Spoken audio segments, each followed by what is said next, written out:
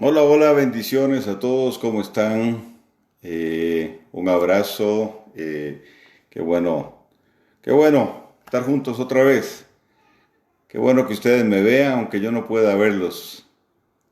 Les saludo, un abrazo, Nati, Molina, Alex Corea, jefecito, un abrazo allá hasta Honduras.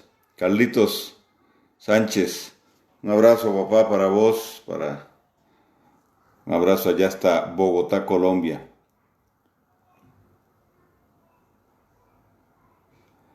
Ok, Nati Molina dice, lo sigo desde que fui alumna suya en Ramá, en Buenos Aires. Oh, ya hace añitos de eso, qué bueno, Nati. Norsi Isabel, saludos también para usted, bendiciones hasta allá, hasta Colombia. Lucrecia Gutiérrez, familia Soler, hello, hello, familia Soler, abrazos. Alejandra Fernández, qué bendiciones para tu vida, allá desde mi tierra, Costa Rica. Hoy. Extraño un gallo pinto de allá y un cafecito. Cecia Cerdán, saludos. Cintia Espinosa, bendiciones para ti. Mi hija Bonilla, Katy, qué bueno. Davidcito, en Chile, abrazos para ti. Jeremy, hasta la ciudad de Limón, en Costa Rica, abrazos, Jeremy. ¿Quién más está por aquí? Jesús Ulises, también para vos. Saludos, Tatiana Martínez, un saludo, chalón a tu vida también. Carol Arrazola, Fernando Bustamante, a Darío López, abrazo Darío, Alonso Romero, ok, y otra gente que ahí se irá conectando en el camino. Bien, ah, hoy tuve que iniciar un poco media hora más tarde la clase por diferentes situaciones, pero estamos aquí para continuar con lo que hemos venido hablando acerca de las festividades. Iniciamos esta enseñanza, está la tercera clase, y hablamos la semana pasada acerca de la festividad de Pesaj. Gracias, Alejandra. Sé que sí. Ok, iniciamos entonces con la festividad de Pesach. La primera clase dimos una pincelada general acerca de la festividad y pues algunos aspectos más bien. Y luego iniciamos con la fiesta de Pesach y di algunas implicaciones y significado de la festividad, pero cuando hable de Shavuot la semana entrante, tengo que retomar Pesach y voy a ampliar un poquito más Pesach para poder entender mejor qué es lo que significa proféticamente la festividad de Shavuot. ¿Ok? Este, un repaso rápido en relación a las fiestas. Tres cosas básicas para los que se están agregando. Las festividades bíblicas, bueno, primero, son festividades bíblicas. Levítico 23 dice que son las fiestas del Eterno, no son las fiestas de los judíos. Todas las fiestas hablan de Yeshua. Todas las fiestas tienen una proyección profética en Yeshua y a través de Yeshua. Todas tuvieron un cumplimiento histórico y como vimos, las primeras cuatro festividades se cumplieron ya, Yeshua las cumplió y en un sentido se están cumpliendo en nosotros. Recordando que uh, los principios básicos, ¿verdad? Y muchos de los verbos que se usan están en sentido continuo y así se define la vida del creyente como la luz de la aurora que va en aumento hasta que el día es perfecto. Ok, hoy vamos a hablar entonces de la festividad de panes sin levadura, uh-huh, y la festividad de los primeros frutos. Lo primero que quiero decir es que tradicionalmente estas dos festividades se consideran una festividad de Pesaj, porque se dan a muy poca diferencia una de otra, y en Yeshua están profundamente relacionadas, porque tiene que ver con su muerte y tiene que ver con su resurrección, con su muerte, con su sepultura y su resurrección. ¿Okay? Entonces, al estar envueltas o hablarnos de tres acontecimientos de un mismo evento, pues entonces se considera que son como una sola festividad. Las quiero mencionar porque bueno, son hermosas, importantísimas, y pues también tienen su cumplimiento profético. Tienen su cumplimiento profético en Yeshua. Recordemos que las fiestas se dividen en fiestas de primavera y las fiestas de otoño. Las fiestas de primavera son Pesaj, panes sin levadura, primeros frutos, y Shavuot. Y las fiestas de otoño son Yom Teruah, Yom Kippur y Sukkot. Pero habíamos hablado que también tenemos Hanukkah y Purim, que aunque son fiestas que no se entregaron en el Sinaí, pero están en la escritura, Yeshua las celebra, pero no solo eso, sino que también las festividades encierran eventos claves dentro de nuestro pueblo, contundentes, donde hay una intervención sin lugar a dudas de Dios. Entonces se establecieron como festividades, mas estas no tienen una proyección profética, mas sí por su significado, como ya expliqué, nos acompañan en el proceso de vida, en los ciclos anuales, en el cumplimiento de lo que Dios estableció para nosotros. Ok, iniciamos entonces con los panes sin levadura. Ok. Sería bueno, sugiere David, hacer una sesión por Zoom. Ok, eso podríamos, sí, lo consideraremos. Claro que sí, lo consideraremos. Lo que pasa es que ya tenemos más de 800 y bueno, pero sí lo vamos a considerar. Claro que sí. Ok, bien. Ok, Levítico 23, versos del 6 al 8. Ok, dice, y a los 15 días de este mes es la fiesta de los panes sin levadura al eterno Dios. 7 días comeréis panes sin levadura. El primer día tendréis santa convocación. Ninguna obra de siervo harás. Y ofreceréis al Eterno 7 días ofrenda encendida. El séptimo día será santa convocación. Ninguna obra de siervo harás. ¿Ok? Pero también en Éxodo, Shemot 12, del 14 al 7, dice, como está escrito, y este día os será en memoria, y lo celebraréis como fiesta solemne al Dios eterno, durante vuestras generaciones, por estatuto perfecto o perpetuo lo celebraréis. 7 días comeréis panes sin levadura. Y así el primer día haréis que no haya levadura en vuestras casas, porque cualquiera que comiere leudado desde el primer día hasta el séptimo será cortado de Israel. ¿Okay? Esta es una cláusula muy, muy particular para el pueblo de Israel allá, en aquel contexto y en aquel tiempo. ¿Okay? El primer día, sí, digo esto porque a veces eso confunde a algunos. Hay cosas que son muy concretas y muy específicas para el pueblo de Israel allá en el contexto en el que estuvo, mientras estuvo en Israel, en el desierto, luego cuando estuvo en la tierra prometida, en aquel tiempo y para aquel contexto. Y creo que no son tan difíciles de identificar, ¿verdad? Algunos usan esto como pretexto para decir que, bueno, y entonces ya no estamos en el desierto, pero ¿qué podríamos decir? Mandamientos que el Señor establece que obviamente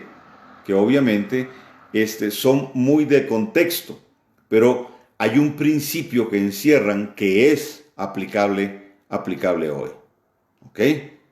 Cuando leemos todas las cláusulas que tienen que ver con el prójimo, pues claro, entre ellas se habla de vacas, se habla de animales, y obviamente pues eso no aplica hoy, pero no invalida el principio del prójimo, de amar al prójimo, el principio de justicia, el principio de lealtad, el principio de fidelidad, etc. O sea, la verdad es que quien quiere buscar un pretexto encuentra cualquiera. Ok, sigo leyendo. El primer día habrá santa convocación y asimismo el séptimo día tendréis santa convocación. ¿Qué quiere decir esto? Que son Shabbat. Eso es lo que quiere decir y ya lo voy a explicar. Ninguna obra se hará en ellos, excepto solamente que preparéis lo que cada cual haya de comer. Y guardaréis la fiesta de los panes sin levadura, porque en este mismo día saqué vuestras huestes de la tierra de Egipto. Por tanto, guardaréis este mandamiento en vuestras generaciones por costumbre perpetua. ¿Ok? Estoy leyendo de Éxodo 12, 14 al 17. Ok. Ok. La fiesta habla entonces de los panes sin levadura. ¿Cuándo se celebra la fiesta? El 15 de Nisan, de Aviv, es decir, un día después de Pesaj. ¿Ok? Está claramente establecido. Un día después de Pesaj, que sería, según el calendario bíblico religioso, es el 15 de Nisan. ¿Ok? Ahí inicia un periodo de 7 días. La fiesta dura 7 días. ¿Ok? Entonces, en esa fiesta, ok,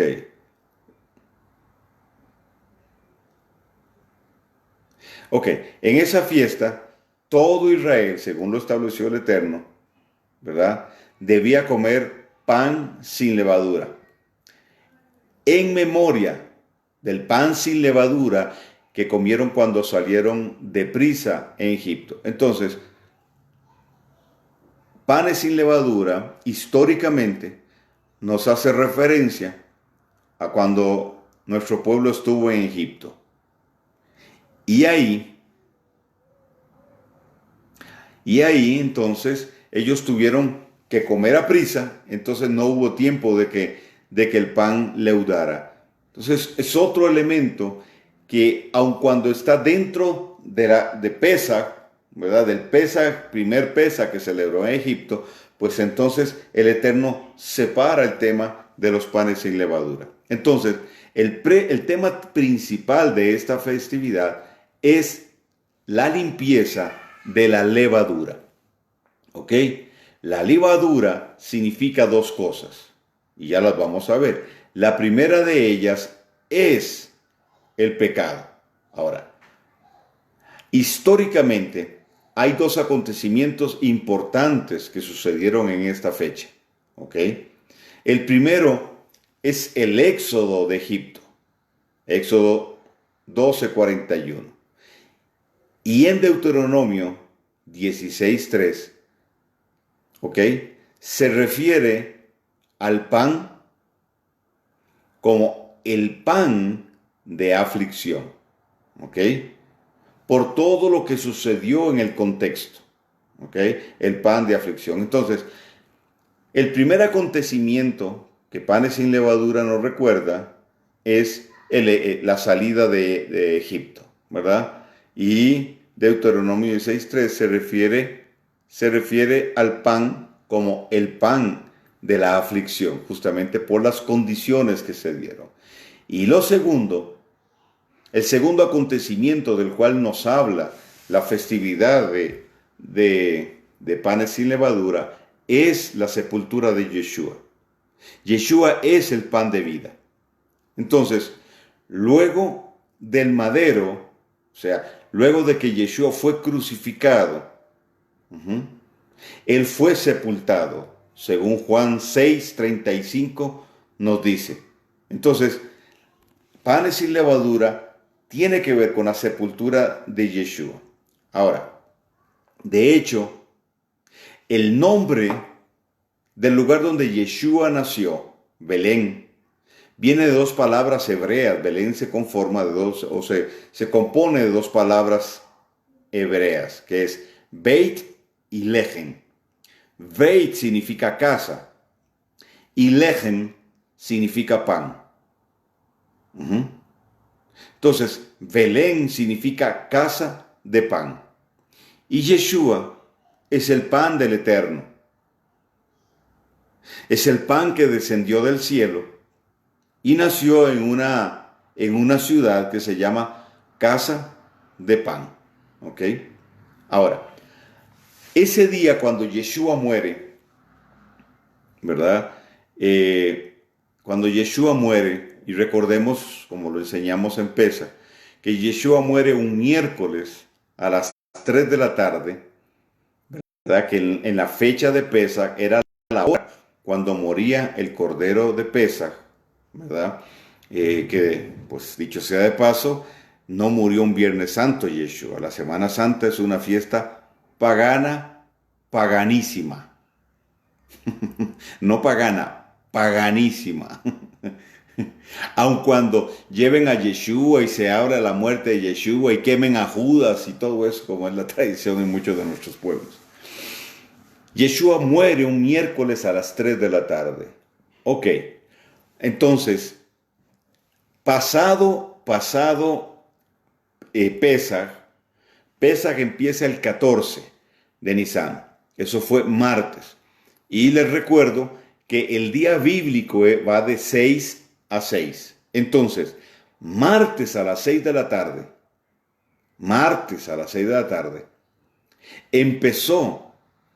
empezó Pesaj. Es decir, era 14 de Nisan. Él muere a las 3 de la tarde. Pero ya después de las 6 de la tarde, era el 15 de Nisan y empezaba la fiesta de los panes sin levadura. Y el primer día de la festividad es Shabbat. ¿Ok? Es como un Shabbat. ¿Ok? Entonces, los judíos ejercieron cierta presión sobre los romanos para que retiraran los 3 cuerpos.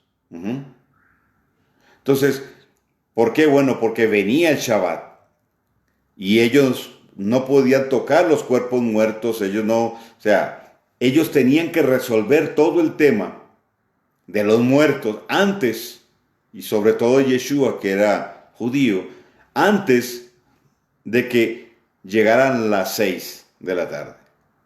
Entonces, por esa razón fue que los romanos le quebraron las piernas a los 2 ladrones que estaban,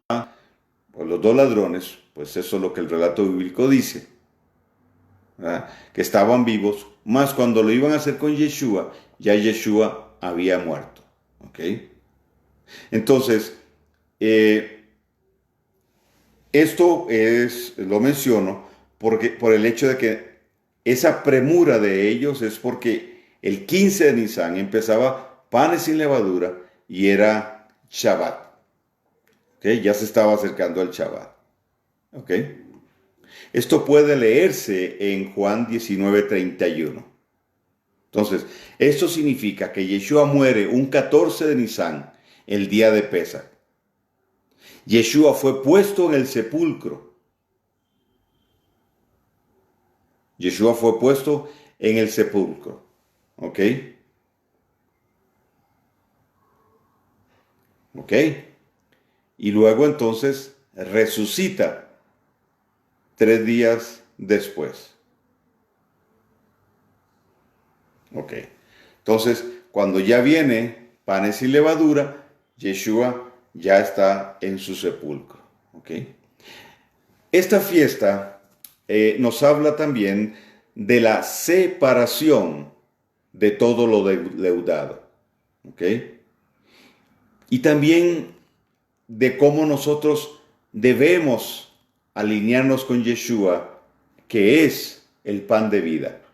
Juan capítulo 6, versos 32 al 38 nos habla acerca de esto. Entonces, ¿cómo celebramos la festividad? ¿Cómo la celebramos? Vamos a leer Juan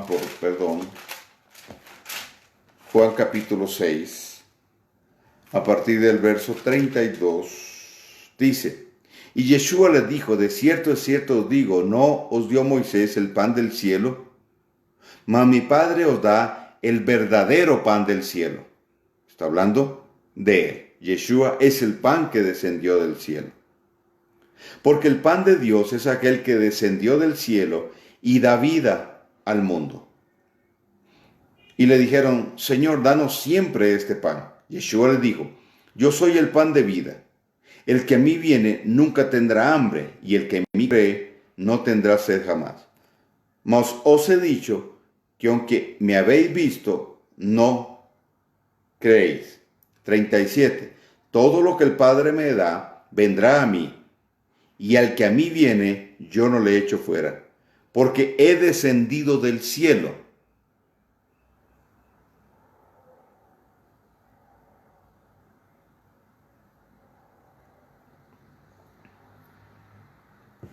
Perdón, Sinia, no entiendo la pregunta. ¿Por qué Yeshua celebró Pesa con los discípulos?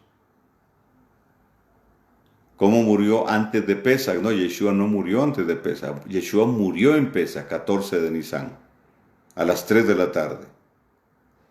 Y fue sepultado antes de que empezara la fiesta de los panes sin levadura. Cuando ya empezó la fiesta de los panes sin levadura, 15 de Nisan, ya Yeshua estaba en el sepulcro. Ok. 38 dice, porque he descendido del cielo no para hacer mi voluntad, sino la voluntad del que me envió. Ok, entonces, la fiesta de los panes sin levadura, como dije, nos habla de la separación que nosotros debemos tener de todo lo que es pecaminoso, para poder alinearnos con Él, ¿verdad? Que es el pan de vida. Entonces, simbólicamente, ¿verdad? La levadura representa el pecado. Es decir, la levadura, que es lo que leuda la masa, representa el pecado. ¿Cómo celebramos la fiesta? Ok, durante todos esos 7 días, no comemos nada con levadura. Nada. No comemos nada leudado. Y obviamente pues sacamos todo lo leudado de la casa. ¿Ok? Y recordamos entonces que Yeshua es nuestro alimento. Él es el pan que descendió del cielo. ¿Ok? Entonces, esto nos habla de consagración a Él. Nos habla de consagración a Él. Entonces, durante esos 7 días, repito, no comemos nada leudado. Nos abstenemos de comer lo leudado. Porque lo leudado representa el pecado.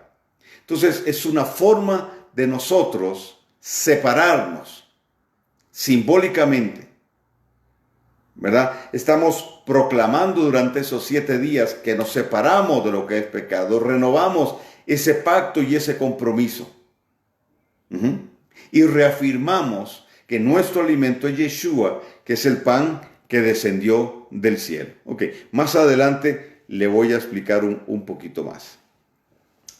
Entonces, nos habla de nuestra consagración a Él. El primer día de esta fiesta es Shabbat Gadol.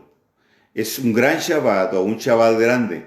Eso está en Juan 19:31, ¿verdad? En ese sentido, todas las fiestas, su primer día y algunas el último día, son llamados Shabbat. Por eso,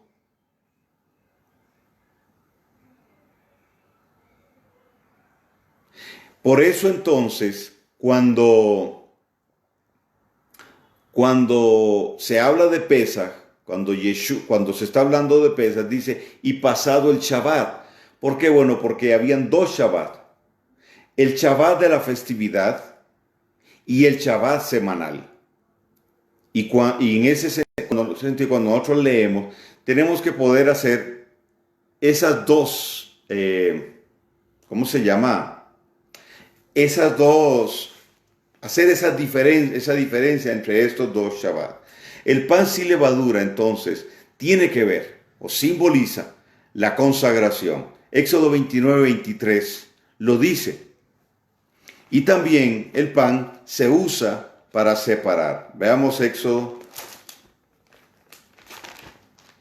29-23. ¿Ok? Ahora, antes de leer el pasaje, quiero hacer un comentario. ¿Ok? Hay muchas cosas que vienen del judaísmo rabínico en relación a todo esto. ¿Ok? Entonces, el cuidado que tenemos muchos líderes que somos parte de las raíces hebreas y que entendemos y que nuestro llamado y asignación tiene que ver con Efraín, hay algunas cosas que no compartimos porque violentan o riñen o se oponen a lo que entendemos está plasmado en el Berit Hadashah, en el Nuevo Testamento, ¿ok? Que va en contra de lo que o Yeshua enseñó o los apóstoles enseñaron. Entonces nosotros no tomamos literal todo lo que el judaísmo rabínico abrazó, aun cuando celebran las festividades, pero hay algunas otras tradiciones que son tradiciones de ellos. ¿Ok?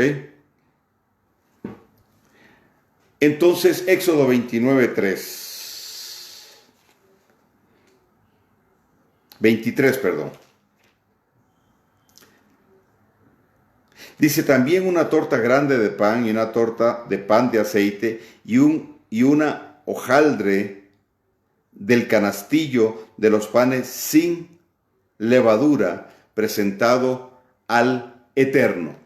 Entonces, en este contexto, cuando está hablando de la consagración de Aarón y de sus hijos, se lleva una ofrenda que incluye pan sin levadura.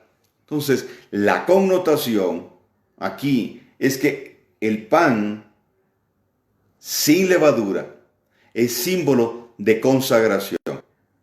Entonces, aun cuando nosotros vivimos 365 días consagrados, pero como todas las festividades, hay un énfasis y un sobreénfasis importante en este tema, entonces, de la consagración.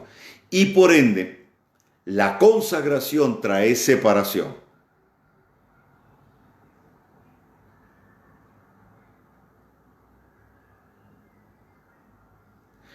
Sinia, la cena que Yeshua celebró con los discípulos fue martes en la noche y ya miércoles a las 3 de la tarde Yeshua estaba muriendo en el madero.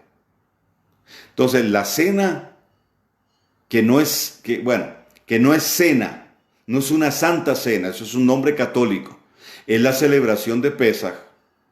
Empezó, como ya dije, martes a las 6 de la tarde. ¿Por qué? Porque el día bíblico va de 6 a 6.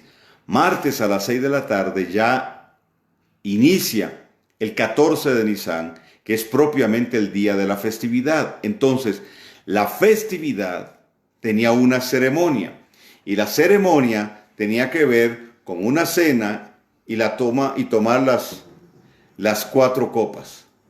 Las 4 copas. Ya lo expliqué yo en la fiesta de Pesaj. Entonces, si se devuelve a a la enseñanza que di hace 15 días, te va a encontrar esta explicación. ¿Ok? Yeshua muere al día siguiente, 3 de la tarde, 14 de Nisan. Y ya después de las 6 de la tarde, que era el 15 de Nisan, cuando empieza la fiesta de los panes sin levadura, Yeshua ya está en el sepulcro. ¿Ok? Me regalaron un vaso extra grande. Para que no me falte el café. No sé si está Johnny Muñoz por ahí. Él dice siempre, denle más café, denle más café. Bueno, ahí está. Ok, porque sin café es imposible agradar a Dios y el justo por el café vivirá. Ahí tiene, versión de Carlos Soto. Ok, entonces, dos cosas importantes. Panes sin levadura tiene que ver con consagración, pero también la consagración nos lleva a separarnos. Entonces, esta festividad nos habla de la importancia de nosotros separarnos de todo lo que eso representa pecado. ¿Ok? Separarlo de nosotros, pero también separarnos de lo que externamente podría generarse. Y ya luego voy a hablar del otro significado de la levadura. Sí, Katy, ese es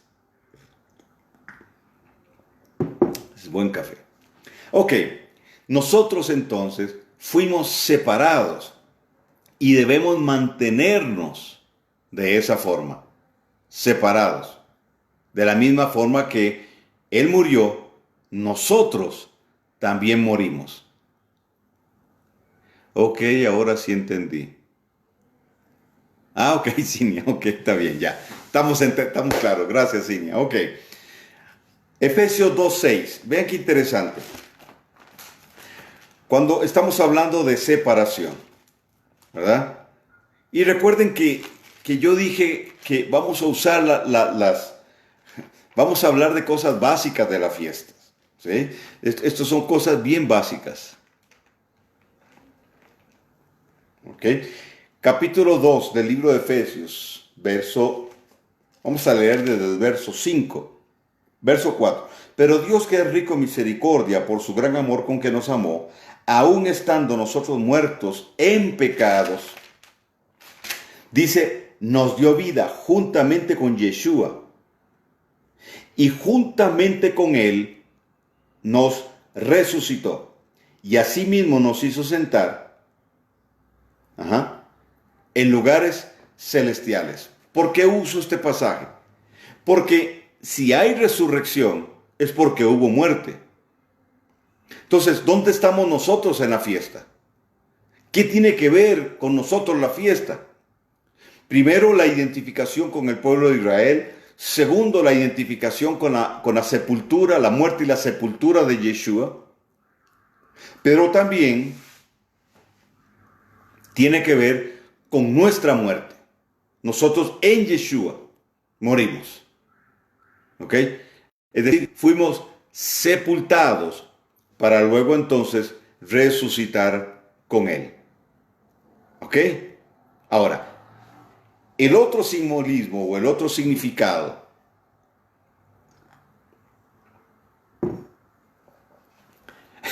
pues sí, Débora, con tanto café hay mucha enseñanza. Ok, la levadura simboliza el adulterar la Torah. ¿Ok? También ese es el significado de la levadura. Por un lado, el pecado.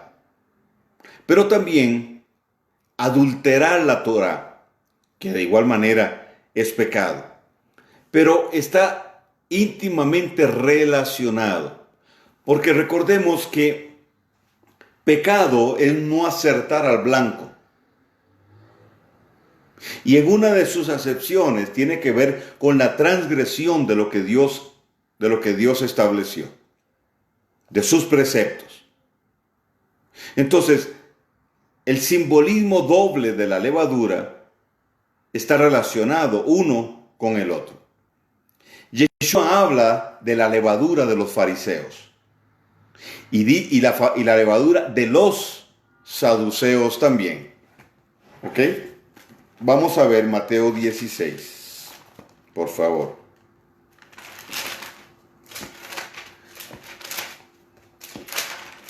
Mateo 16, versos 5. Sí. Dice, llegando sus discípulos al otro lado, se habían olvidado de traer pan. Y Yeshua les dijo, mirad, guardaos de la levadura de los fariseos. Y ellos pensaban dentro de sí, diciendo, esto dice porque no trajimos pan.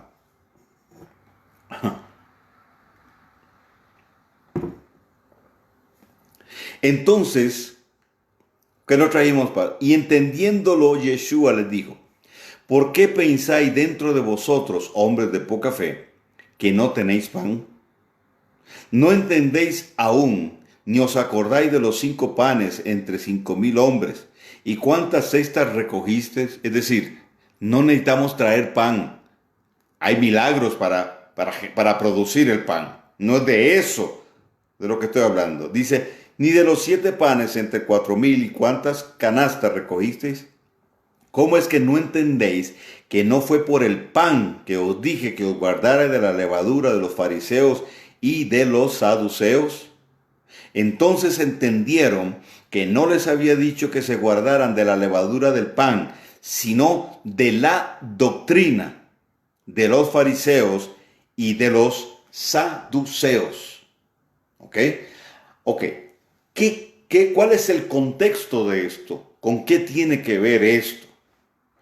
Vamos a leer Marcos 8:15.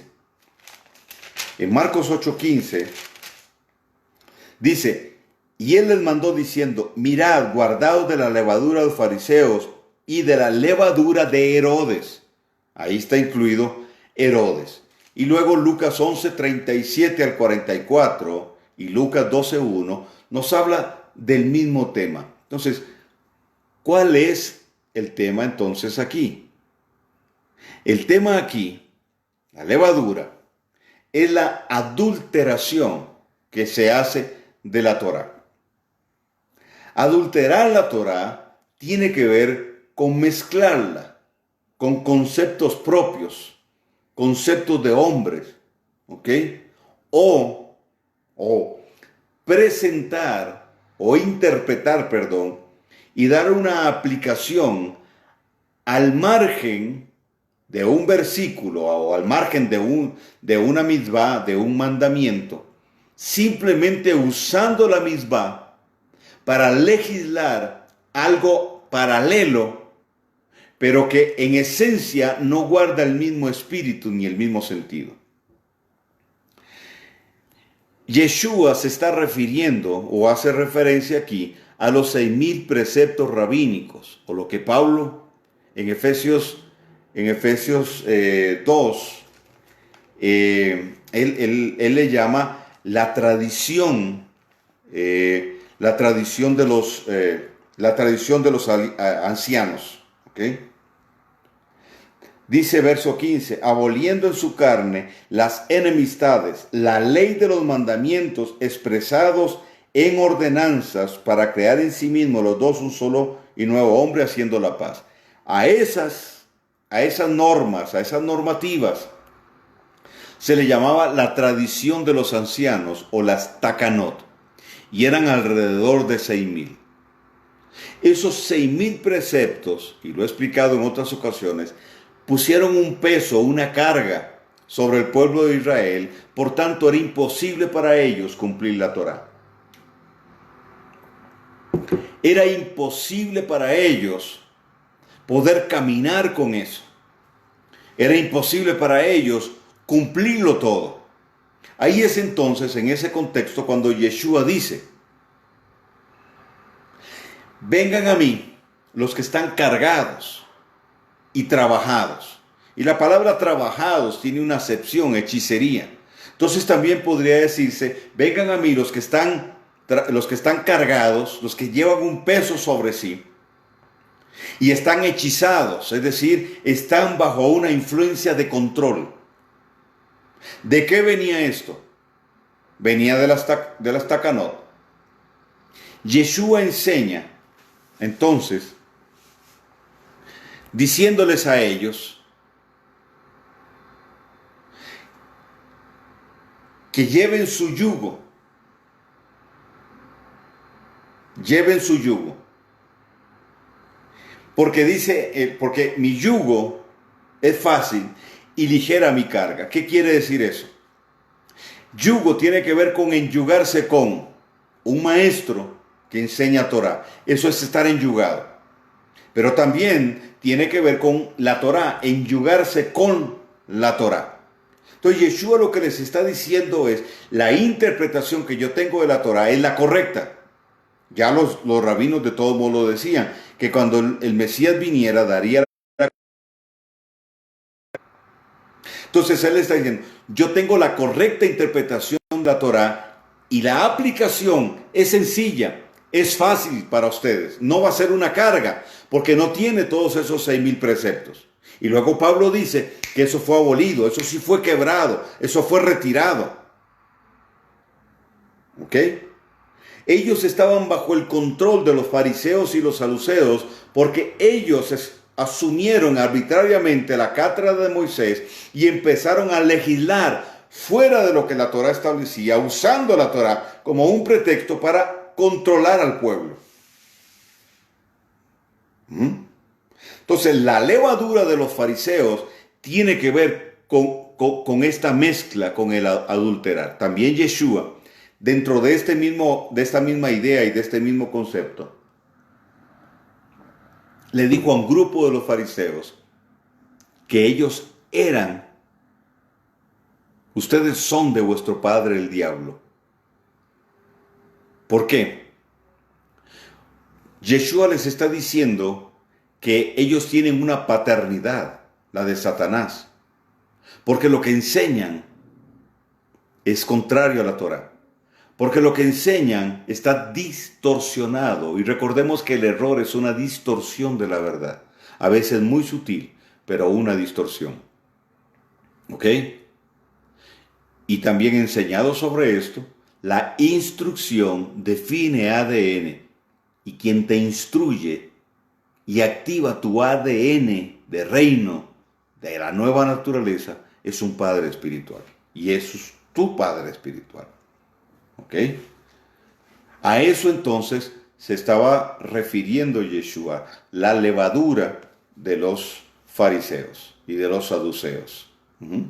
Ahora, como un dato interesante, los saduceos no creían en lo sobrenatural. Ellos negaban la existencia del Espíritu del Eterno, del Ruach HaKodesh, de los ángeles, y negaban también la resurrección. Marcos 12, 18, Hechos 23, del 6 al 8, nos habla justamente de eso. Ellos no creían entonces en lo sobrenatural, eran escépticos, ¿sí? Y no creían en ángeles y no creían en la resurrección. ¿Okay? Esa es la línea de Shammai. Shammai era uno de los dos sabios, junto con Hillel, tal vez diría yo, de los más importantes, si no los más importantes, en Israel. ¿Ok? Verso 6 de Hechos 23 dice, entonces Pablo, notando que una parte era de saduceos y otra de fariseos, alzó la voz en el concilio, dijo, varones hermanos, yo soy fariseo, hijo de fariseo, acerca de la esperanza de la resurrección de los muertos, se me juzga. Cuando dijo esto, se produjo disensión entre los fariseos y los saduceos, y la asamblea se dividió, porque los saduceos decían que no hay resurrección, ni ángel, ni espíritu, pero los fariseos afirmaban estas cosas. Y hubo un gran vocerío, y levantándose los escribas de la parte de los fariseos contendían diciendo, ningún mal hallamos en este hombre, que si un espíritu le ha hablado o un ángel, no resistamos a Dios. ¿Ok? Ahí está muy claro. Entonces no creían en esto. Bien, la fiesta entonces de los panes sin levadura se celebra durante 7 días. No comemos, simbólicamente, nada leudado, sacamos todo lo leudado de la casa, Obviamente todo esto tiene que ver con una dinámica de familia. Es hermoso por eso. Y entonces recordamos por un lado cuando nuestro pueblo salió a prisa de Egipto y tuvieron que comer el pan sin leudar. Pero también nos habla de la sepultura de Yeshua. Y en esa identificación, pues nosotros también fuimos sepultados con él, ¿verdad? Nosotros morimos y fuimos con él sepultados. ¿Ok? Recordemos el simbolismo del cruce del mar de los juncos o el mar rojo, que tiene que ver con el bautismo en agua.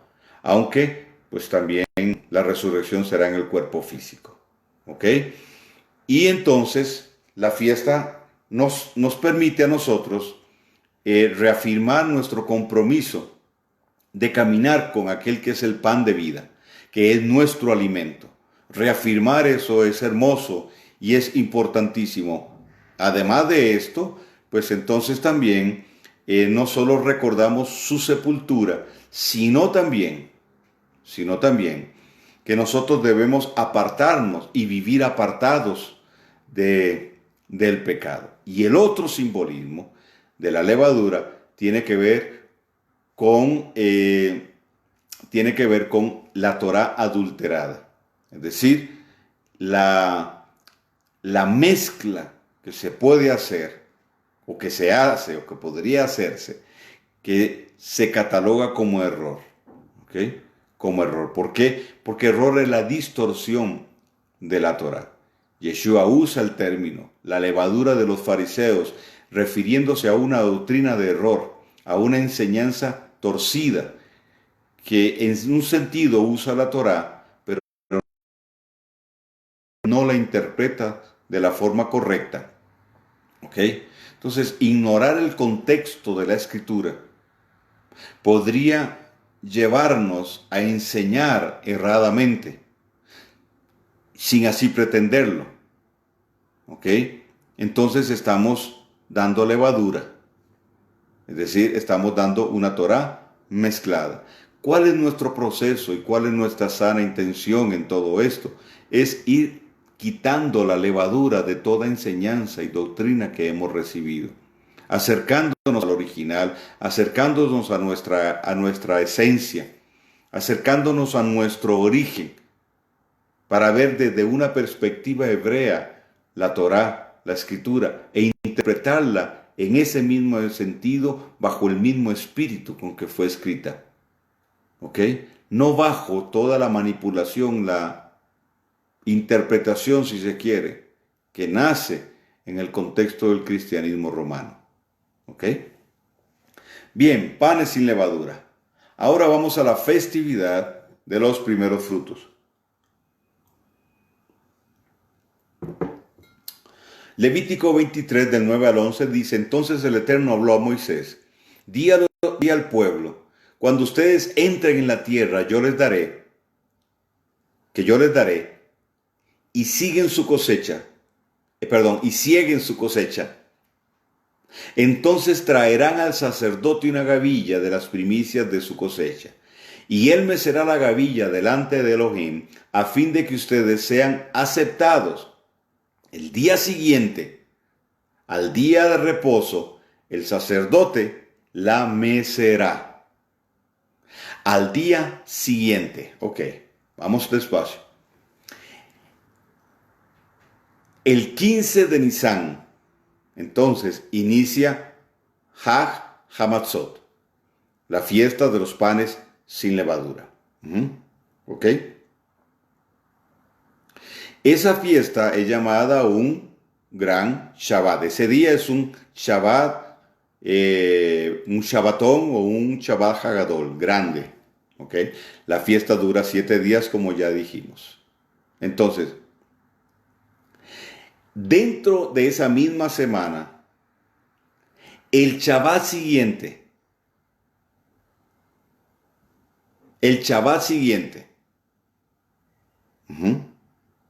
es decir, ahora es el Shabbat semanal. Después del Shabbat semanal sería la fiesta de las primicias. Entonces tenemos, para no enredarnos, 14 de Nisan, Pesaj. 15 de Nisan sería panes sin levadura. ¿Ok? Y luego el 17 de Nisan vendría siendo, ¿verdad?, el inicio de la festividad de los primeros frutos. En hebreo es Bikurim. Todo eso sucede entonces en una misma semana. De tal manera que pasado el Shabbat de esa semana, entonces vendría primeros frutos. ¿Ok? Levítico 23, 10 al 11 dice: y habló el Eterno a Moisés diciendo: habla a los hijos de Israel y diles, cuando hayáis entrado en la tierra que yo os doy, seguéis su mies y traeréis al sacerdote. No, perdón, ya se lo leí, disculpe. Sí, ya lo leí. Ok, solo que aquí agrega algo más. Dice: el día que ofrezcáis la gavilla, ofreceréis un cordero de 1 año sin defecto en holocausto al Eterno. Su ofrenda será 2/10 de efa de flor de harina, amasada con aceite, ofrenda encendida al Eterno en olor gratísimo, y su libación será de vino, la 1/4 parte de un hin. No comeréis pan, ni grano tostado, ni espiga fresca hasta este mismo día, hasta que hayáis ofrecido la ofrenda de vuestro Dios, estatuto perpetuo por vuestras generaciones, donde quiera que habitéis. ¿Ok? Aquí está Levítico 23, pero del 9 al 14. Leí 3 versículos más. Ok, entonces, la celebración de la festividad se realizaba así. Cuando la cebada y el trigo estaban listos para ser cosechados, los participantes tomaban una sola gavilla de la cosecha. Y entonces tomaban esta gavilla y la llevaban delante del sacerdote. Entonces la gavilla recibía el nombre de la gavilla de los primeros frutos. ¿Ok? El Eterno mandó al pueblo a que presentara esta gavilla de la cosecha. Entonces, la palabra hebrea para gavilla es omer. Entonces, un omer se define como una medida de productos secos, con un contenido de 1/10 de la parte de un efa. La definición en la que se señala que un omer es la 10ª parte de un efa se encuentra en Éxodo 16:36. Un efa contiene 10 omers de grano. Entonces, recordemos que el Eterno ordenó al pueblo a que se presentaran 3 veces al año en Jerusalén. Esto es importante para celebrar la fiesta de Pesaj, la fiesta de Shavuot o Pentecostés y la fiesta de Tabernáculos o Sukkot. Eran las 3 fiestas grandes. Se le llaman las fiestas de peregrinación, porque era una mitzvah subir a Israel. Cuando estaba el templo, a esa celebración. ¿Ok? Estas 3 fiestas son fiestas con un carácter agrícola. Pesaj tiene que ver con la cosecha de la cebada. Y entre Pesaj y Shavuot se cuentan 50 días. Al día 50 es Shavuot. Cuando el pueblo de Israel, después de cruzar el mar de los juncos o el mar rojo, llegó al Sinaí, ahí fue Shavuot, 50 días después de salir de Egipto. ¿Ok? Entonces, a ese espacio entre Pesaj y Shavuot se le conoce como la cuenta del Omer. ¿Por qué? Porque se van contando las gavillas. 1 el primer día, 2 el segundo día, 3 el tercer día. Y se van juntando como una forma de anticipar Shavuot. Entonces, al día 50 se tienen 50 gavillas. Por eso se le llama la cuenta del Omer. ¿Ok? Pentecostés, Shavuot, es la cosecha del trigo. Es cuando se cosecha el trigo. Entonces, ambas fiestas se celebran en las vendimias de los primeros frutos. Antes de la última gran cosecha, que había de venir al final del año, del año religioso, en Tishrei, durante la fiesta de tabernáculos, ¿ok? Que era la cosecha de las frutas, ¿ok? Me estoy explicando bien. Espero que sí, ¿ok? Entonces, en la costumbre, en la fiesta de los primeros frutos, se presenta una gavilla. Es el primer fruto.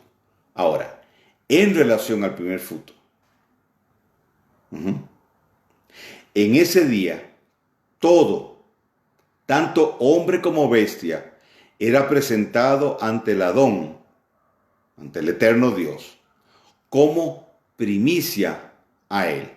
Es decir, personas, pero también se presentaba el fruto agrícola y el fruto de las bestias, es el primer fruto, el primogénito, era presentado. El primogénito, tanto de hombre como de bestia, era santificado en ese día, es decir, hecho santo, era apartado ese día y presentado al Dios eterno. Éxodo 13:2, por favor, síganme. Hay muchas otras cosas más que podríamos hablar de eso, pero lo que quiero es dejarle una idea. Dice, conságrame, Éxodo 13:2, todo primogénito, cualquiera que abre matriz entre los hijos de Israel, así de los hombres como de los animales, mío es. Mío es. Y también, ok, 13:2 y luego el 29 dice, no demorarás la primicia de tu cosecha ni de tu lagar, me darás el primogénito de tus hijos. ¿Ok? Bien, entonces, en la fiesta de las primicias, tenía que ver primero con los primogénitos de la bestia y también el primogénito del hombre eran presentados delante del Eterno para ser apartados para él. De hecho, cuando se presentaba el primogénito, ¿verdad?, varón, se pagaba una cuota, como una especie de impuesto. Pero también se traían ese día las primicias o primeros frutos de la tierra, que también eran presentados al Eterno. Se presentaban ante su altar en alabanza y acción de gracias, como nos dice Deuteronomio 26 del 1 al 11. ¿Ok? Entonces se traían los primogénitos de la bestia, los primogénitos del hombre, pero también entonces los primeros frutos de las cosechas. ¿Ok? El significado de la fiesta. La fiesta tiene que ver con resurrección y tiene que ver con salvación. Resurrección y salvación. Déjeme hacerle un paréntesis aquí porque no voy a ahondar mucho en el tema, pero creo es importante mencionarlo. La redención de los primogénitos era fundamental. El primogénito varón, porque recordemos que en un principio el sacerdocio, el levirato, era ejercido por los primogénitos. Pero luego entonces del pecado, Dios eliminó eso y estableció a los hijos de Aarón y a la sucesión por la línea arónica para oficiar en el tabernáculo. ¿Ok? Yeshua muere como el primogénito. Y en Hebreos se nos dice que cambiado el sacerdocio, cambiado la ley. Obviamente la ley del sacerdocio. ¿Por qué? Porque Yeshua se muere como el cordero y resucita, y él oficia en el tabernáculo celestial. Él como sacerdote oficia su propio sacrificio, lleva su propia sangre, porque era el rito, y la rocía al lado derecho del altar Dios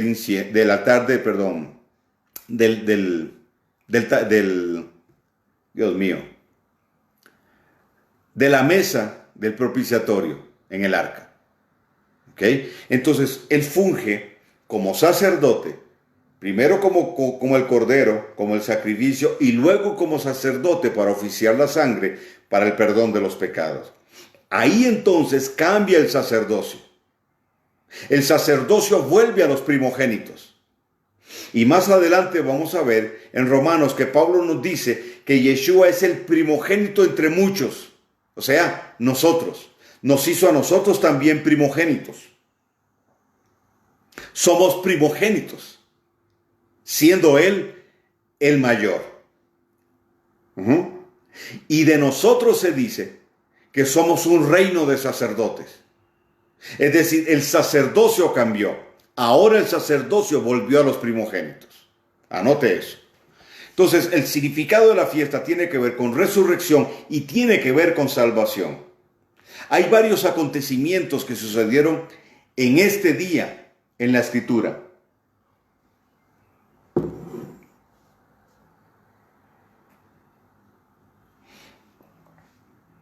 Ok, Alex. Gracias por la sugerencia y vamos a hablar de eso. Sí, por supuesto. Ok, entonces hay varios acontecimientos que tienen que ver con esta festividad. Número 1, el arca de Noé reposó sobre el monte Ararat, justamente en una festividad de primeros frutos.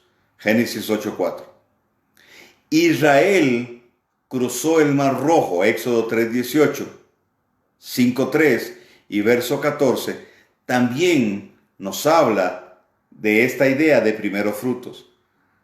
Y el otro es, Israel come de los primeros frutos en la tierra prometida, en Josué 5:10-12, en esta festividad. Estos tres acontecimientos son importantísimos y claves. ¿Ok? Ahora, primeros frutos habla de la resurrección de Yeshua. Pesach, su muerte. Panes sin levadura, su sepultura. Y primeros frutos habla de su resurrección. Entonces, Juan 12:24, por favor, si lo buscan. Y voy un poco despacio para que usted pueda tomar notas. Y bueno, 12:24. Yeshua dijo, de cierto os digo que si el grano de trigo no cae en la tierra y muere, queda solo. Pero si muere, lleva mucho fruto. Lleva mucho. Entonces, Yeshua está hablando de su muerte, pero también está hablando de su resurrección. Porque si el grano de trigo, y es la comparación que hace, cae en la tierra y no muere, es decir, habla del proceso de cómo la cáscara que envuelve al grano de trigo tiene que ser quebrada por la lluvia, por el agua, por la presión atmosférica, etcétera, para que el fruto se dé. Si eso no sucede, entonces no hay fruto. Entonces Yeshua fue molido por nosotros, murió crucificado, una muerte de madero, ¿ok? El grano de trigo entonces, según esa metáfora, se rompió y el fruto que surge de ahí es la resurrección de Yeshua y la promesa para nosotros también de resurrección. Primera Corintios 15, 16 al 20 también nos habla acerca de esto. Entonces, Yeshua celebró la fiesta de las primicias al ofrecerse a sí mismo como la primicia a todas, como la primicia a todas las generaciones futuras. Esto lo dice en Mateo 27, versos 52 y 53. Dice, he aquí, el velo del templo se rasgó en dos, de arriba abajo, y la tierra tembló, y las rocas se partieron.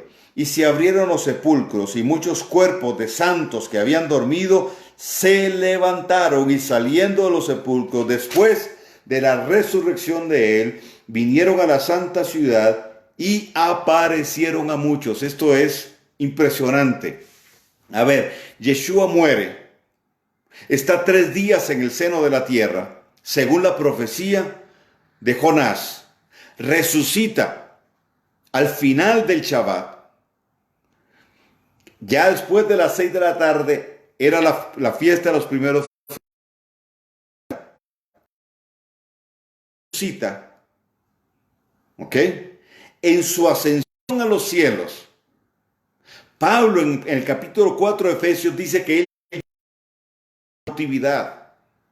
¿Qué es cautividad? La cautividad es un botín.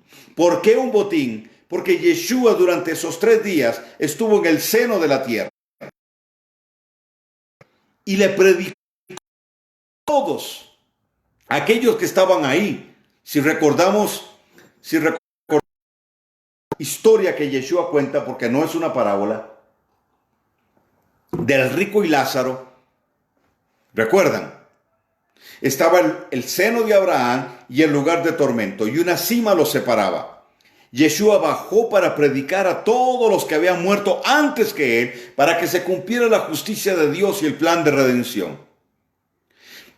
Pablo en Efesios y Pedro en su epístola mencionan esto, que el mismo que ascendió fue el que descendió a las partes más bajas de la tierra y predicó a los que estaban espíritus encarcelados, en el sentido de que, aun cuando estuvieran en el seno de Abraham, estaban bajo expectativa de poder ser redimidos. Yeshua desciende, les predica, y después de eso, cuando Yeshua resucita, ellos se levantan. Aquello fue tan extraordinario que dice que los parientes veían a sus difuntos, y ahora no difuntos, sino resucitados, siendo levantados. Eso para nosotros es un anticipo de nuestra resurrección. ¿Ok? Yeshua es la primicia de la cosecha de la cebada. Es la primicia de los primeros frutos. Nos habla de su resurrección. ¿Ok? Entonces, estas 3 festividades, repito, tienen que ver con su muerte, con su sepultura.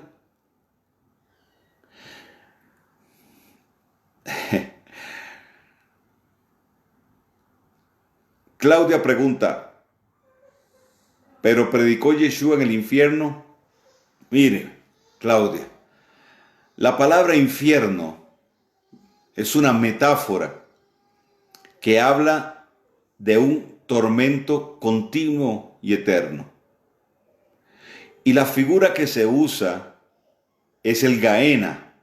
El Gaena era un crematorio a las afueras de Jerusalén, fuera de los muros, donde estaba el basurero. Entonces toda la basura era quemada. La gente tiraba y tiraba la basura ahí, pero por debajo había fuego y esa basura se estaba consumiendo. A eso se refiere el infierno. El infierno no es un lugar, sino una condición. La escritura nos habla del Seol o del Hades. ¿Ok? Ya me hiciste otra pregunta, Claudia, y todavía te estoy contestando la primera que me hiciste. No, creo que entonces no escuchaste esto que te estoy diciendo. La aclaración para todos, ¿ok? Bien.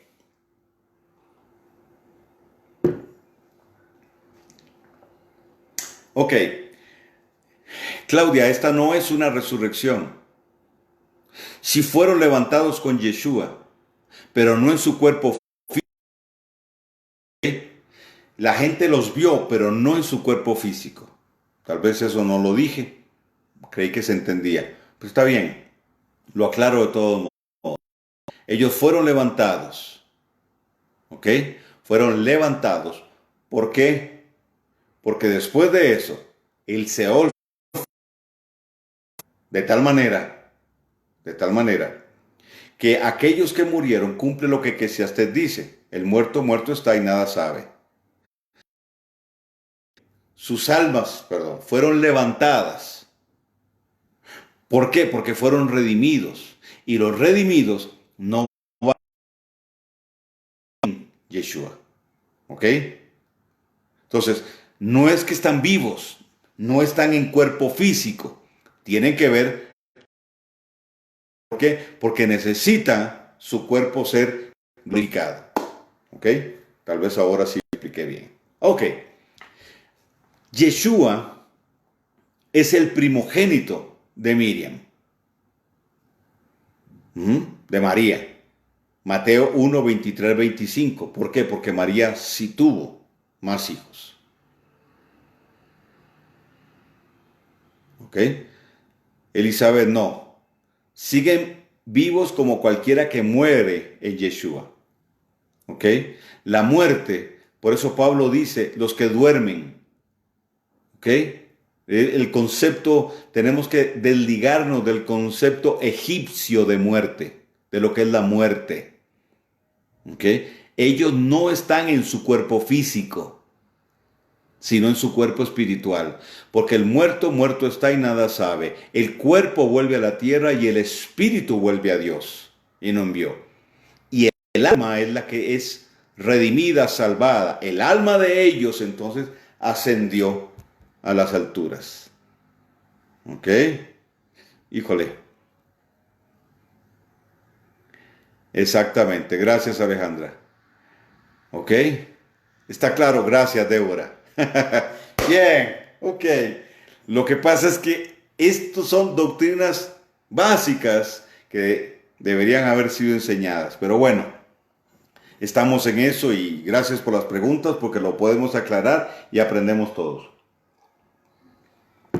Sigo. Yeshua también es el primogénito del Padre. Hebreos 1:6. Yeshua también es el primogénito de la creación. Colosenses 1:15. También Yeshua es el primogénito de entre los muertos. ¿Okay? Él es el primogénito. Apocalipsis 1:5. Recuerden que Él resucitó y ascendió a los cielos con su cuerpo físico. Porque en el camino a Emaús, aquellos dos discípulos que no se dieron cuenta que era Él, lo vieron subir. Y un ángel les dijo, así como ustedes lo vieron subir, así mismo lo verán descender. Él ascendió en su cuerpo físico. Yeshua es el primogénito de muchos hermanos, Romanos 8:29. Pero también Yeshua es la primicia de los resucitados, así lo dice Pablo en 1 Corintios 15, 20 al 23. Yeshua también es el principio de la creación del Eterno. 1 Corintios 15, 20 al 23. Yeshua es el principio de la creación del Eterno. Apocalipsis 3, 14. Y el otro, que es hermosísimo también, es que Yeshua es el preeminente. Así lo dice Colosenses, Pablo en Colosenses 1, 18. ¿Ok? Entonces, la fiesta de los primeros frutos habla de la resurrección de Yeshua. Efesios 2:6 nos habla de que juntamente con Él nosotros fuimos resucitados. Entonces, para nosotros la fiesta representa también nuestra resurrección. Fuimos resucitados con Él. Ahora, también veremos una resurrección física. Claro, pero la salvación, ¿ok? La salvación, por eso dije, primeros frutos tiene que ver con resurrección y salvación. La salvación de nuestro ser, de nuestra vida, implica eso. Una resurrección en un sentido, porque estábamos muertos en delitos y pecados. Yeshua con su sangre nos limpia y resucitamos. Una nueva vida surge en nosotros. Pero luego eso será completado y será pleno cuando en Yom Teruah seamos levantados y seamos transformados como un abrir y cerrar de ojos. Pablo dice en Tesalonicenses que los muertos en Yeshua resucitarán primero. Y los que hayamos quedado, dice él, seremos levantados juntamente con nosotros y le recibiremos a él en las nubes, siendo transformados para celebrar las bodas del Cordero. ¿Ok? Entonces, esto habla de nuestra primogenitura también.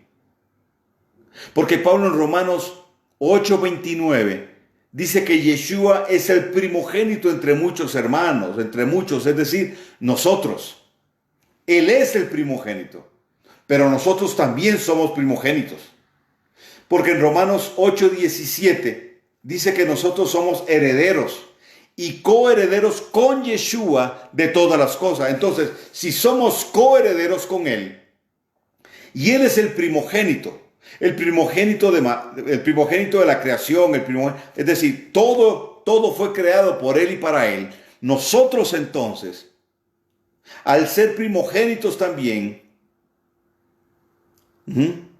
al hacernos el primogénitos, al cambiar el sacerdocio y entregarnos a nosotros el sacerdocio también, entonces somos herederos de y coherederos con Él de todas las cosas. ¿Por qué? Porque el hijo primogénito heredaba doble. Cuando Elías va y llama a Eliseo,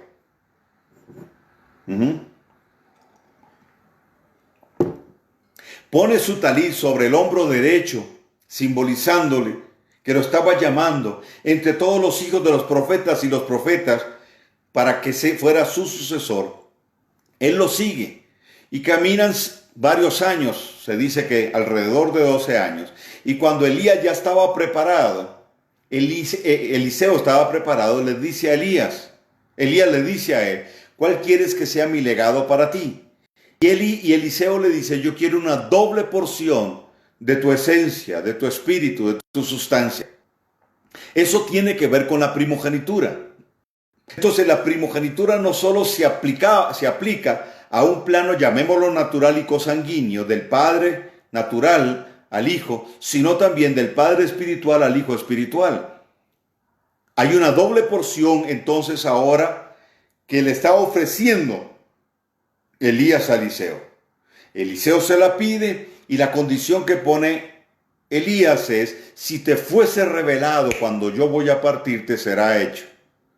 Eliseo cruza el Jordán con Elías, el torbellino levanta a Elías y cuando Eliseo está debajo del torbellino hace una proclama, Padre mío, carro de Israel y la fuerza conductora. Y su fuerza conductora. Elías entiende que le fue revelado y deja caer su talit, que representa la doble porción. El talit representa la doble porción. Entonces Eliseo está heredando de Elías una doble porción. Eso implica que el hijo primogénito hereda, y ya hablé esto en las casas paternas, en la charla que di sobre las casas paternas, que la encuentra en el canal de YouTube. Eso implica que el hijo primogénito hereda la responsabilidad de sobrever sobre los demás hermanos. Eso es lo que Yeshua hace sobre nosotros. Él cuida de nosotros. Él provee para nosotros. 2. Hereda la autoridad de su Padre sobre sus enemigos. El Padre le dijo a Yeshua, ven y siéntate a mi diestra hasta que ponga todos sus enemigos por estrado de tus pies. Pero también hereda la capacidad de extender los territorios y de multiplicar los bienes que tiene. ¡Wow! Entonces Yeshua nos hace a nosotros coherederos. Pero Él entonces nos entrega su talid. ¿Cuándo nos entrega su talid? En Efesios 4:7. ¿Qué dice Efesios 4:7 en adelante? Dice lo siguiente. Pero a cada uno de nosotros fue dada la gracia conforme a la medida del don de Yeshua, por lo cual, subiendo a lo alto, llevó cautiva la cautividad y dio dones a los hombres. Eso está en el Salmo 68:18. En Jueces 5:12 también. ¿Ok? Dice, y eso de que subió, ¿qué es sino que también había descendido primero a las partes bajas de la tierra? Otra versión dice al Seol, no dice el infierno. El que descendió es el mismo que también subió por encima de todos los cielos. Es que hay tanto aquí. Dice, el que descendió es el mismo que también subió por encima, dice, de todos los cielos. Son 7. Para llenarlo todo. Y él mismo constituyó a unos apóstoles, a otros profetas, evangelistas, pastores y maestros. ¿Para qué? A fin de perfeccionar a los santos para la obra del ministerio, para la edificación del cuerpo de Yeshua. Ok, entonces, ¿qué es lo que está planteándome aquí? Hay un simbolismo, hay una relación, hay un simbolismo primero. Elías es tipo de Yeshua. Y si Elías es tipo de Yeshua, Eliseo es tipo de nosotros. Entonces, Elías asciende a los cielos y deja caer su talid para que Eliseo herede el doble como primogénito. Yeshua asciende. Elías fue un anticipo, una sombra. Yeshua anunciaba a Yeshua. Yeshua ahora asciende. Y cuando va hacia arriba, él suelta su talid simbólicamente. Lo lanza sobre nosotros, autorizándonos, así como Elías autorizó a Eliseo, para portar su talid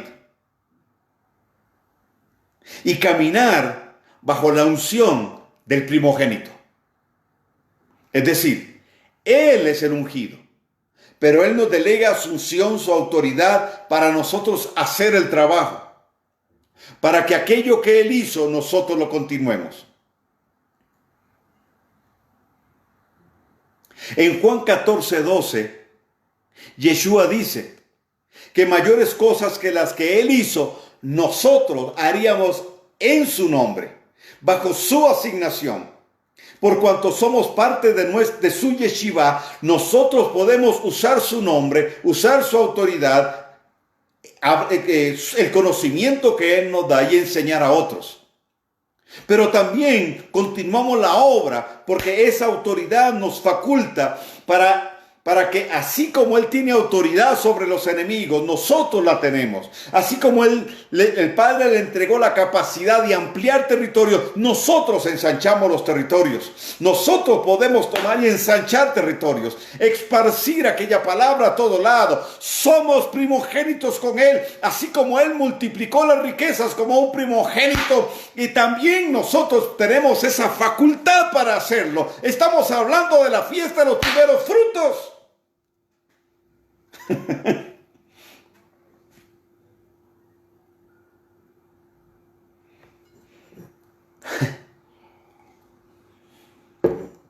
Ay, Carlos Soto, perdón, pero es que las fiestas son de la ley y ya no están vigentes.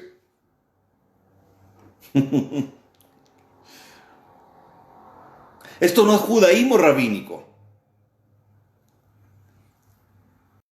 Esto es judaísmo de Yeshua, si quiere llamarle, porque él era judío. Esto es Torah.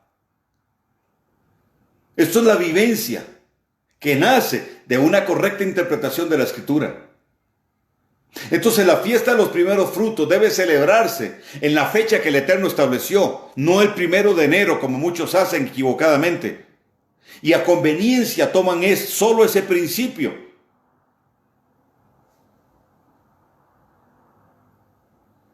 Solo esa pequeña parte de la fiesta. No. O lo toma todo o no toma nada.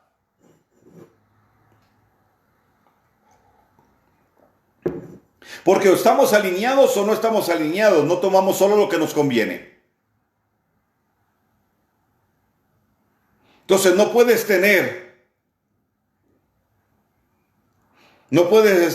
en la cátedra de Yeshua y en la cátedra de Constantino también. No puedes estar en las dos.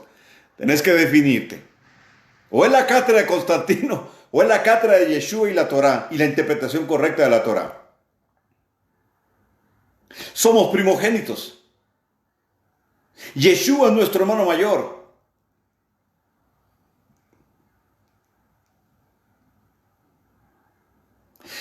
Que nos invadió. Entonces, nosotros tenemos su talit.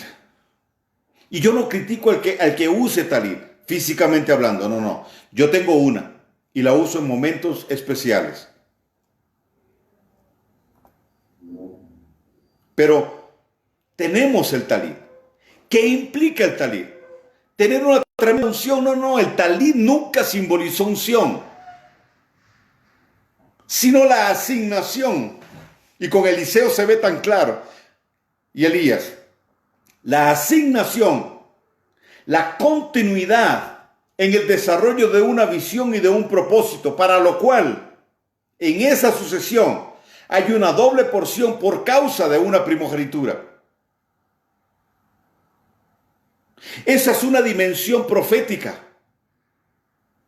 Entonces la fiesta de los primeros frutos tiene que ver con la dimensión de la primogenitura, de la resurrección.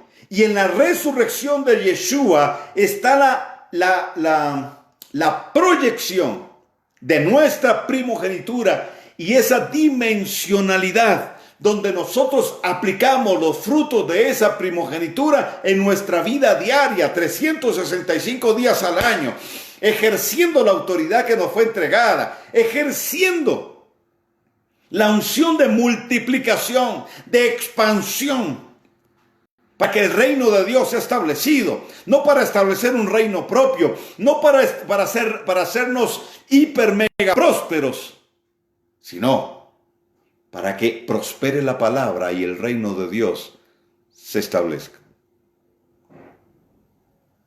¿Ok? Esa práctica también se reproduce de padres a hijos espirituales. Entonces yo como padre espiritual,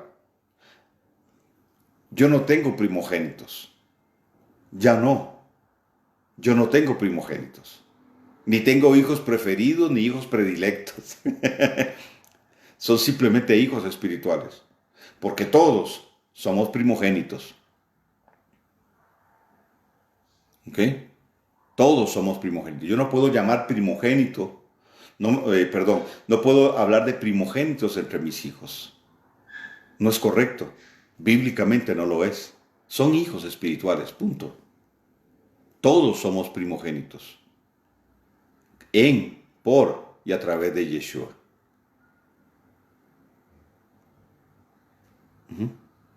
El Cordero redimió al primogénito, Yeshua. Murió como el Cordero y entonces el sacrificio que redimió el primogénito. ¿Ok? Bien. Vamos a quedar aquí. Vamos a quedar aquí y la semana entrante vamos a entrar en la fiesta de Shavuot, la fiesta de una boda. ¿Ok? Ya muchos de los que están en la yeshiva en esta yeshiva, pues me han escuchado hablar de esto. Será un repaso, un hermoso repaso, porque nunca está de más oírlo y yo podría oírlo, enseñarlo o escucharlo muchísimas veces. Y para los que nunca lo han escuchado, pues yo voy a ir detalle por detalle y posiblemente me lleve 2 martes a hablar de Shavuot. Creo que esto es importantísimo porque es parte de nuestra cultura, las fiestas. Y entender la perspectiva profética de las festividades es clave y sobre todo que el proceso en el que estamos nos va a llevar a un altar, al altar de una boda, porque Apocalipsis habla de las bodas del Cordero. Entonces vamos a hablar de ese tema y voy a dar detalles acerca de esta festividad. Por eso dije, retomo Pesaj y luego vamos entonces a esta festividad. Yo no pienso atropellar el tema, pues no lo voy a hacer, no lo he hecho muy extenso, pero creo que dedicar 2 martes a Shavuot me va a permitir, pues, eh, darles a ustedes algo lo suficientemente claro para que sea entendido. Entonces, nos vemos la semana entrante y shalom, shalom para todos.